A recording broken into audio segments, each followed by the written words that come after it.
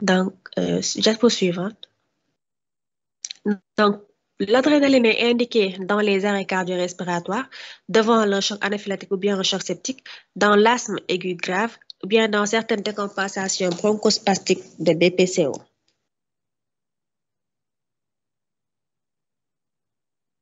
Ces contre-indications sont relatives. Donc, devant les troubles du rythme ventriculaire, devant une myocardiopathie obstructive sévère, devant une insuffisance coronarienne, devant une hypersensibilité à l'adrénaline. Donc, devant toutes ces contre-indications, il faudrait poser le pour et le contre pour juger de la nécessité d'administrer l'adrénaline.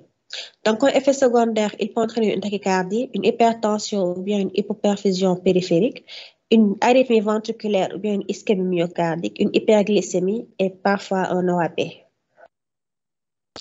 Donc, en petit 2, nous avons la noradrénaline. Donc, lui, il agit sur les récepteurs alpha 1 prédominamment et les récepteurs bêta 1. Il n'a aucun effet sur les récepteurs bêta 2.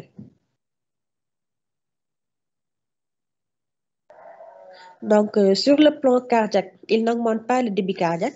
Il a un effet chronotrope négatif avec une bradycardie réflexe à l'hypertension artérielle, un effet thromotrope négatif pouvant entraîner des troubles de la conduction. Sur le plan vasculaire, il a un effet vasoconstrictif qui est dose dépendant. Il peut entraîner aussi une hyperglycémie sur le plan métabolique, mais qui est peu important comparé à l'adrénaline. Et comme sur les périphéries, il entraîne une vasoconstriction des extrémités. Donc, il se présente sous forme d'ampoule de 4 mg pour 2 ml, de 8 mg pour 4 ml et de 16 mg pour 8 ml. La posologie est de 0,05 à 3 à 5 microgrammes par kilo par minute. Il est indiqué devant les états de choc septique et anaphylactique. Donc, comme contre-indication, c'est les troubles du rythme cardiaque et l'insuffisance coronarienne aiguë. Comme effet secondaire, il peut entraîner une ischémie splenomésenterique, des céphalées, une anxiété, une gêne respiratoire, une hypertension artérielle et des troubles du rythme.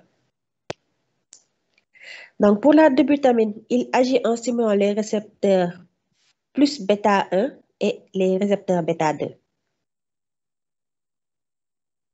Ces effets sur le plan cardiaque sont inotropes positifs puissants sans effet chronotope majeur marqué, mais uniquement en cas d'hypovolémie. Sur le plan vasculaire, on a une vasodilatation. Donc, il se présente sous une forme d'ampoule de 250 mg pour 20 ml. La posologie est de 5 à 20 microgrammes par kilo par minute en pouce seringue électrique. Donc, pour la préparation, nous avons pris ici, pour exemple, un nourrisson qui pèse 5 kg. Donc, pour savoir la dose de vitamine à lui administrer, nous allons faire 10 fois son poids, fois 60 en minutes, fois 24 en heure, fois 0,01 microgramme. Donc, qui sera ramené à 56 de G5 ou sérum salé pour la préparation pour un débit de 2 ml/h.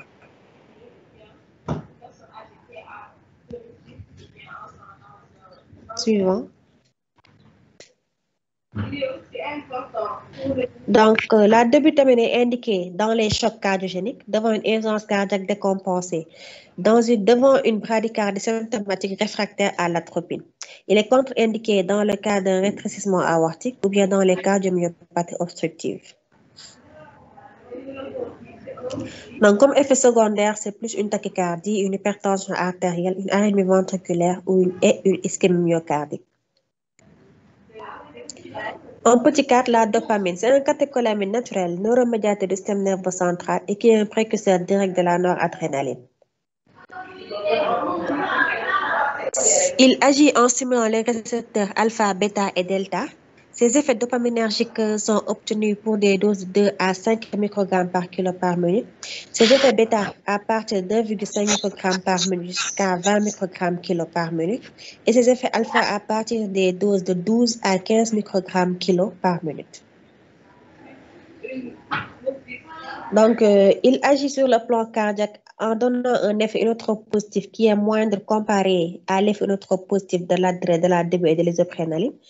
Son effet inotrope positif est dose dépendant, donc des 2 microgrammes kilo par minute jusqu'à 20 microgrammes kilo par minute. L'effet chronotrope positif est obtenu à partir de 12 microgrammes kilo par minute jusqu'à 20 microgrammes kilo par minute et il a un effet basmotrope qui est moindre.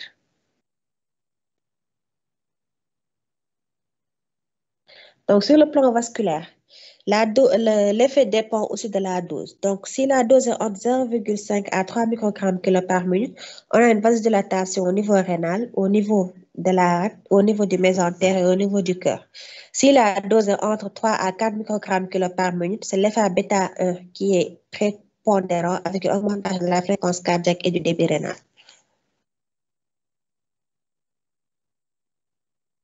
Donc, comme posologie, c'est une posologie de 5 à 20 microgrammes kilo par minute. Il est indiqué dans les chocs septiques. Comme contre-indication, il s'agit d'un obstacle mécanique au remplissage ou à l'éjection, notamment une cardiomyopathie obstructive ou bien un rétrécissement aortique serré. Comme effet secondaire, c'est plus une hypertension, une anémie ventriculaire ou bien une ischémie myocardique.